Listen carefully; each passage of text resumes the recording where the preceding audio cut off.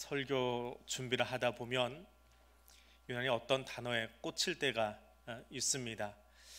오늘 본문을 준비하면서 너를 위하여라고 하는 단어하고 버킷리스트라고 하는 단어에 한 며칠 꽂혀 있었습니다. 어느 것을 제목으로 삼을까라고 생각을 하다가 이 버킷리스트가 뭔가라고 하는 것에 잠깐 관심이 가서 찾아보게 되었습니다. 여러분은 남아있는 인생 동안에 꼭 하고 싶은 일이 있다면 뭐가 있습니까?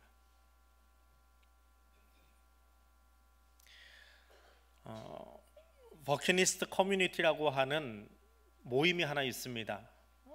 네이버라고 하는 사이트 안에 들어가면 나오는데 자기의 버킷리스트를 거기에 올려놓는 거예요. 서로 이제 공유를 하는 그런 모임인데 거기 들어가니까 90%가 여행이에요. 어디 가보고 싶다. 가깝게는 아침 고요 수목원부터 멀리는 해외 남극 극지까지 여러 곳이 나옵니다.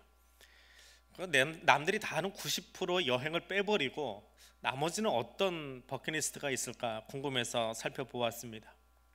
그랬더니 좋은 아빠 되기, 100일 동안 하루에 10,000보씩 걷기, 해외 아동 후원하기, 일주일에 30분 이상 책 읽기. 제일 재밌었던 분은 핀란드에서 열리는 아내 업고 달리기 대회 참석하기. 제일 재밌는 버킷리스트였어요. 세계 모든 이색 대회를 참가하는데 그 중에 하나가 핀란드에서 1년에 한 번 열리는 아내 업고 달리기랍니다. 아내가 없으면 17살 이상 49kg 이상 되는 여인을 업고 달리면 된답니다. 그런 대회가 하나 있대요. 자, 여러분의 버킷리스트는 무엇입니까? 근데 이 버킷리스트가 이제 영화로 만들어져서 굉장히 유명해진 단어인데 설교를 할 때는 단어에 조심해야 돼요. 잘못 올려놓으면 특별히 3부 예배 시간에는 굉장히 좀 조심해요. 이게 유튜브로 만들어서 올라가다 보니까 듣고 나서 누가 전화가 와요. 목사님 그 대목이 틀렸는데요 하든지, 목사님 그 대목이 이해가 안 돼요 하든지. 한 번은 어떤 구약학 박사님이 전화 오셔가지고 목사님 그거 대체 어디서 찾은 거예요?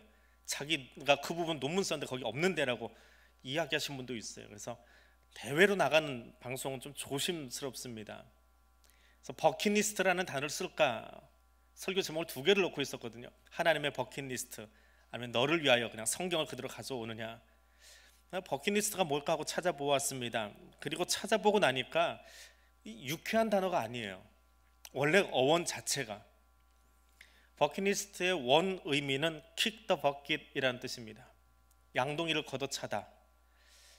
영미권에서는 자살이라고 하는 단어의 은유적인 표현이라고도 합니다.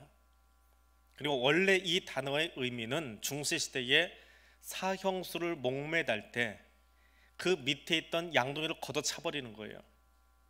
양동이가 치워지면 어떻게 됩니까? 목매달려 죽는 것이지요. 그래서 양동이를 걷어차기 전에 kick the bucket, 양동이를 걷어차기 전에 사형수에게 내 마지막 소원이 뭐냐라고 물어보는 거예요. 이게 현대로 오면서 버킷리스트, 죽기 전에 하고 싶은 일이라고 하는 뭔가 예쁘장한 모습으로 포장이 되어버렸어요. 그러니까 실제 의미는 그게 아니지요. 그걸 알고 나니까 하나님의 버킷리스트 하면 뭐가 되는 거예요? 하나님 죽기 전에 마지막 소원이 뭐냐? 어원 조사 안 해봤으면 엉뚱한 단어 해놓고 이제 영문권 학자들에게 또 항의 전화 받을 뻔했습니다. 그래서 성구를 그대로 썼습니다. 너를 위하여. 왜 이 단어를 썼느냐 하면 하나님의 마지막 관심이 무엇일까라고 하는 거예요. 하나님의 궁극적인 관심, 마지막이라는 것보다는 하나님의 궁극적인 관심이 무엇일까, 그 관심의 끝은 무엇일까라고 하는 겁니다.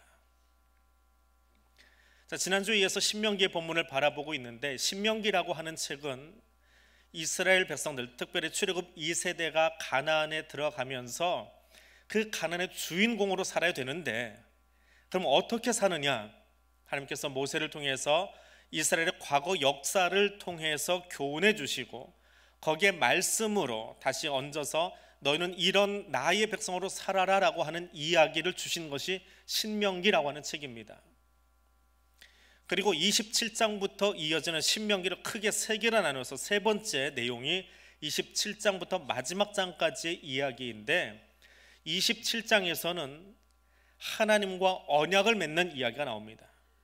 그리고 그 언약에 근거해서 말씀대로 살면 오늘 본문에 나오는 것처럼 이런 복을 주고, 그렇지 않으면 15절 이하에 더 길어요. 저주를 내릴 것이다 라고 하는 이야기가 있습니다. 그래서 우리는 저주의 이야기보다는 앞부분에 굉장히 꽂혀 있지요. 그러셔도 괜찮아요.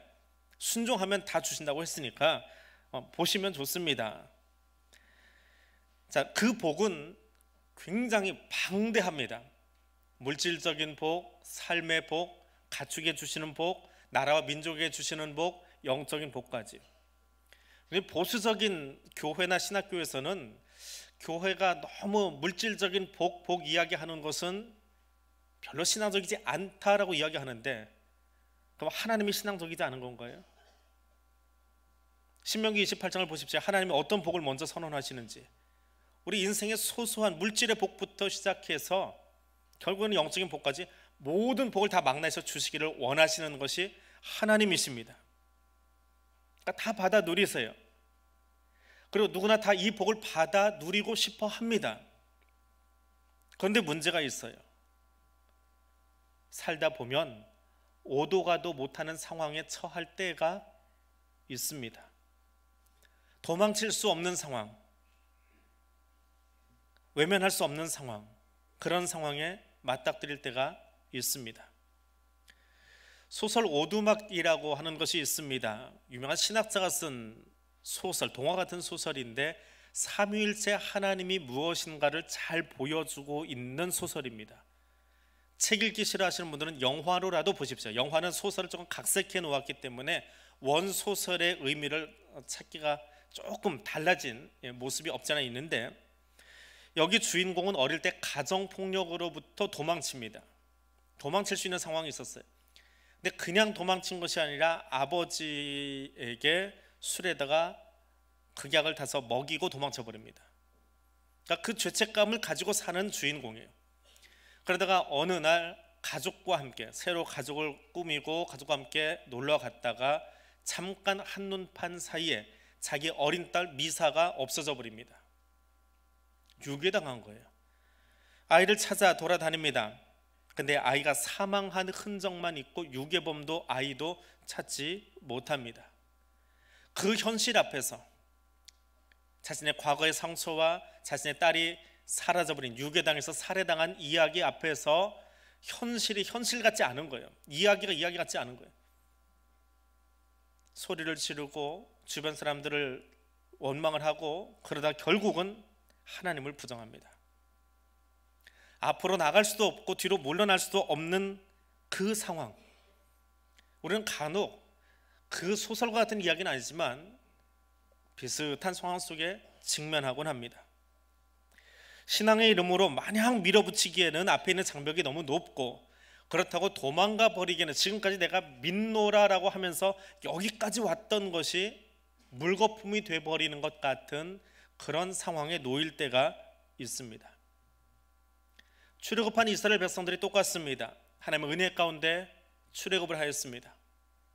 출애굽하기 직전에 하나님이 모세를 통해서 애굽 땅에 펼치신 10가지 재앙, 그리고 애굽의 모든 처음 난 것들을 다 죽이시면서 이스라엘 땅에는 처음 난 것들을 다 보호해 주시는, 이건 놀랍다라고 말하기에는 너무 짧은 정말 경이로운 일들을 경험하고 출애굽을 하였지요. 예수 그리스도를 만나고 오늘 우리가 예배 드리는 것도 사실은 굉장히 경이로운 사건입니다. 내가 무엇이기에 예수가 나의 구주가 되어 주셨고 오늘 여기 앉아 있습니까? 실력이 좋아서? 가진 게 많아서? 아니지요. 근데 우리는 종종 그것을 잊어버립니다. 내가 가진 무엇 때문이 아니라 일방적인 하나님의 은혜 때문에, 감당할 수 없는 그분의 은혜 때문에 우리가 여기 앉아 지금 예배 드리고 있는 것입니다. 근데 그렇게 구원받은 이스라엘 백성들이, 출애굽한 이스라엘 백성들이 홍해 앞에 서 있습니다. 뒤편에는 마음이 바뀐 애굽의 군대 바로가 쫓아오고 있고, 앞에는 홍해가 가로막고 있는, 오도 가도 못하는 상황이 연출되었습니다. 앞으로 가자니 익사하게 생겼고 뒤로 돌아가자니 출애굽하기 직전에 바로에게 행했던 일들 때문에 심기가 불편해서 죽게 생겼습니다. 예수 믿으면 복 받을 줄 알았는데 예수 믿어도 사업이 안 되고, 예수 믿어도 병에 걸리고, 예수 믿어도 자녀들이 잘 안 되고, 예수 믿어도 곤고한 삶이 이어질 때가 있습니다. 그때 사람들이 하는 말이 있습니다. 너한테 하나님은 대체 어디 있니? 네 하나님은 어디 계시냐? 라고 묻습니다. 아니, 사람들이 묻기 전에 스스로에게 그렇게 질문합니다. 내가 예수 잘못 믿은 건가? 잘못 믿어서 이 어려운 일을 경험하는 건가? 그 오도 가도 못하는 상황 속에서 사람들은 곧잘 세 가지 반응을 보입니다. 한 가지는 책임을 회피하는 겁니다.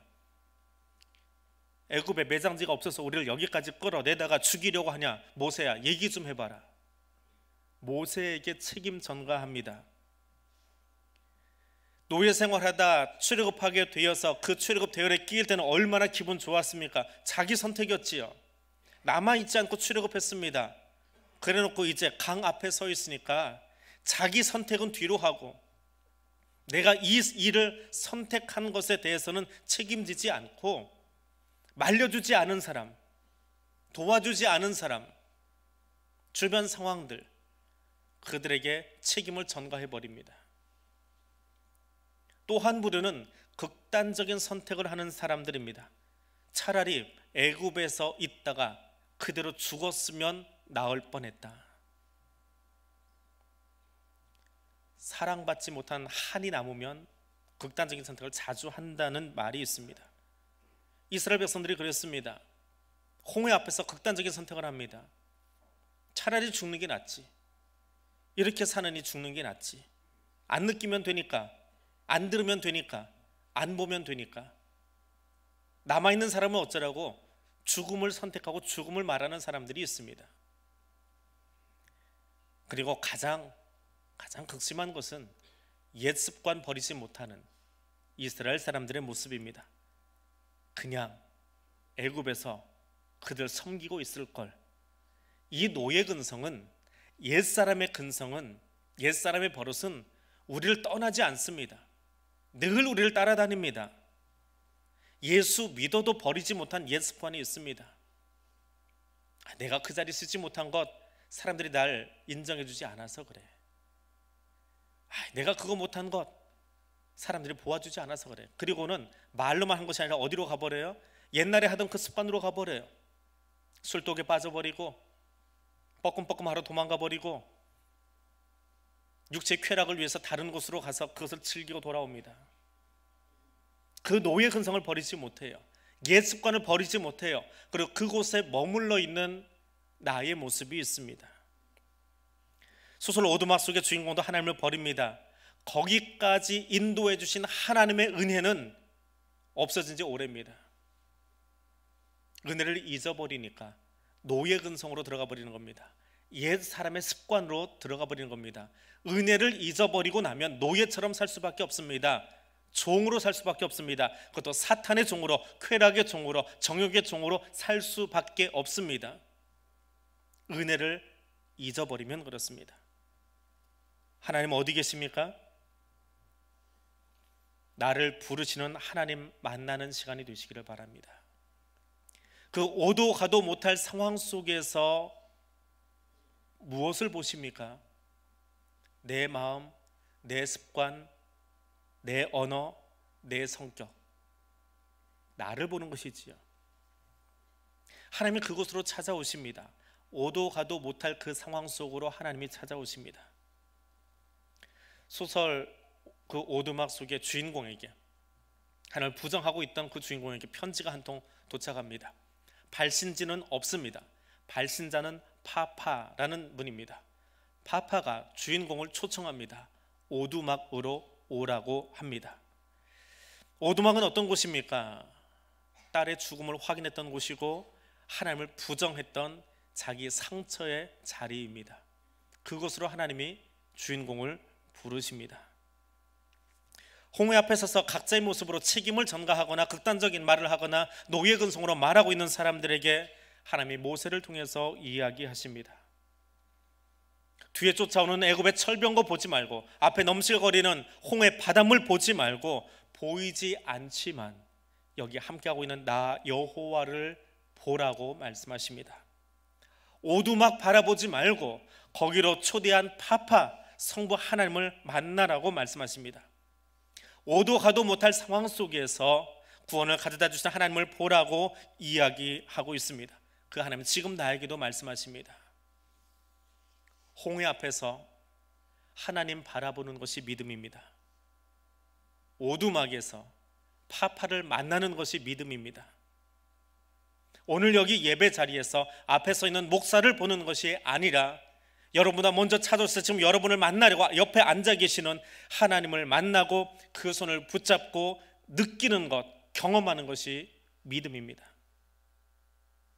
오도 가도 못할 상황 속에서 나에게 집중했던 모든 감각들이 하나님에게로 옮겨지는 것이 믿음이고 신앙인의 모습입니다. 하나님은 이스라엘 백성들에게 우리에게 구원을 가져다 주시려고 찾아오십니다. 홍해 앞에 있는 이스라엘 백성들에게 애굽의 군대를 물리치거나 다리를 놓아 주시려고 거기 오시지 않았습니다. 물론 하나님은 이스라엘 백성들에게 물을 가르치고 홍해를 건너게 하셨습니다. 그러나 홍해를 건너게 하시는 것이 하나님의 궁극적인 목적이 아닙니다. 홍해 건너게 하고 이제는 내가 할 일 다 했다라고 바라보시는 하나님 아니십니다. 하나님이 정말 원하시는 것은 이스라엘 백성들을 죄로부터 구원하셔서 하나님의 나라 백성으로 만들어 가시는 겁니다. 거룩한 당신의 백성으로 만들어 가시는 겁니다. 거룩한 당신의 백성으로 세워서 하나님의 나라를 세우시는 겁니다.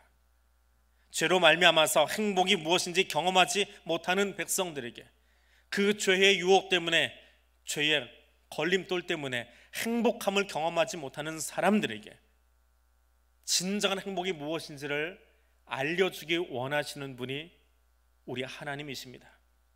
그래서 우리를 하나님 앞으로 부르십니다. 내 안에서 울려 퍼지는 나의 음성 때문에, 내 중심적인 소리 때문에 하나님의 소리에 귀 기울이지 못하는 우리의 모습이 바뀌기를 원하고 있습니다. 너무 힘들다 보니까, 악에 받쳐 소리 지르다 보니까 세미하게 들리는 하나님의 소리를 듣지 못합니다. 이해되지 않아서 이 상황이 좀 이해되게 해달라고 소리 지르다 보니까 하나님 옆에 와서 말씀하고 계시는데도 불구하고 내 소리만 내 귀에 들리고 있습니다. 하나님은 지금도 여기 찾아오셔서 내 귓가에 당신의 음성을 들려주고 계십니다. 그 음성 들으시기를 바랍니다. 우리에게 구원을 가져다 주시는 하나님, 우리에게 구원을 가져다 주시는 분은 하나님이십니다. 근데 여러분 기도할 때에 구원을 위해서, 영혼의 구원을 위해서 울면서 기도해 보신 적이 있습니까? 여러분 자신의 구원의 문제를 놓고 울면서 기도해 보신 적이 있습니까? 우리는 태어날 때부터 나 자신을 위해서 그렇게 기도합니다. 내 것을 위해서, 먹고 마시는 것, 현실의 편안함, 현실의 안락함, 현실의 창대함을 위해서는 눈물로 기도합니다. 삶이 힘들고 어려움에 처할 때 그 흔드는 삶 때문에, 환경 때문에 주체하지 못하고 눈물을 흘리곤 합니다. 그렇게 우리를 흔들어대는 그 삶 앞에서, 그 환경 앞에서 하나님의 음성을 들으시기 바랍니다. 너는 가만히 서서 여호와께서 너희를 위하여 행하시는 구원을 보라. 두려워하지 말고 가만히 서 있으라 라는 그 말이 이해가 되십니까? 뒤에서는 애굽의 군대가 쫓아오고 있고 앞에는 홍해가 넘실거리고 있는데 이미 내 마음은 추풍낙엽처럼, 가을바람의 낙엽처럼 떨어진 지 오래되었고, 떨어져서 그 물 위에 얹어져서 방향도 못 잡고 흔들리고 있는데 하나님은 권유가 아니라 명령하십니다. 흔들리지 말라고, 출렁거리지 말라고. 말이 됩니까? 바람이 불어도, 애국 군대가 쫓아와도, 홍해가 넘실거려도 흔들리지 말고 가만히 서서, 굳건하게 서서 하나님만 신뢰하라. 그것이 너는 가만히 서서라고 하는 말입니다. 하나님은 홍해 앞에서 흔들거리고 있는 내 마음을 보지 않으십니다. 그것 개의치 않으십니다. 내 마음이 중요한 게 아니에요. 뭐가 중요합니까? 오도 가도 못하는 상황 속에서 하나님께서 어떤 마음을 가지고 계시느냐, 하나님의 의지가 중요합니다. 하나님의 마음이 중요합니다. 우리에게는 늘 문제가 있습니다. 엄마 뱃속에서 응애하고 태어난 그 순간부터 문제가 있어요. 배고파서 울고, 기저귀 젖어서 울고, 불편해서 울고, 잠자기 싫은데 자꾸 잠은 오니까 애들에게 잠은 불편한 거래요. 그래서 운대요. 잠투정이라고 우리는 표현하는데, 잠 드는 것 자체가 싫대요. 그래서 안 들려고 낑낑거리는 거래요. 어른들은 잠 재우려고 애를 쓰는데 애들은 안 들려고 낑낑거린대요. 그게 문제예요. 어릴 때 그 문제부터 시작해서 학교 가기 싫어서 울고, 땡땡이 치다 울고, 시험 점수 안 나와서 울고, 가고 싶은 대학 못 들어가서 울고, 남들은 다 취업했는데 나는 취업 못해서 울고, 남들은 집 한 칸 사는데 나는 집 한 칸 없어서 울고, 중도금이 내일 마감인데 통장에 돈이 다 떨어져서 돈이 마련되지 않아서 울고, 노년의 삶이 불안해서 울고, 평생에 우리는 문제를 끌어안고 울고 있습니다. 그런데 그 문제 중심에는 누가 있습니까? 늘 내가 있어요. 내가 불편한 거예요. 내가 어려운 거예요. 내가 곤고한 거예요. 내가 힘든 거예요. 내가 준비되지 않은 거예요. 내가 힘들다 보니까 문제를 누가 해결합니까? 내가 해결하려고 해요. 그래서 더 어렵지요. 홍해 앞에 있는 이스라엘 백성들에게 그들의 마음이 중요한 것이 아닙니다. 내가 어떻게 하느냐 물론 중요하죠. 그러나 하나님께서 나를 위하여 무엇 하시느냐라고 하는 것이 더 중요합니다. 일이 풀어지는 것도, 문제가 풀어지는 것도, 마음의 위로와 평강도 내가 하는 것이 아니라 하나님이 해 주시는 겁니다. 하나님은 우리에게 복을 주시고 우리를 지키시기를 원하시는 분이십니다. 하나님은 우리로 하여금 행복한 삶을 살기를 원하고 계십니다. 말씀에 주목하십시오. 여호와께서 너희를 위하여 행하시는 구원을 보라. 성경은 말씀하고 있습니다. 여호와께서 너희를 위하여 싸우시는 것을 알라고 말씀하십니다. 내가 싸우는 게 아니에요. 하나님이 싸워주십니다. 그 싸움을, 너희를 위해 싸우시는 것을 보라고 말씀하십니다. 주께서 너희를 위하여 예정하신 그리스도 곧 예수를 보내시리니, 우리 때문에 예수 그리스도 보내실 것을 이미 태초부터 예정해 주신 하나님 보시기를 바랍니다.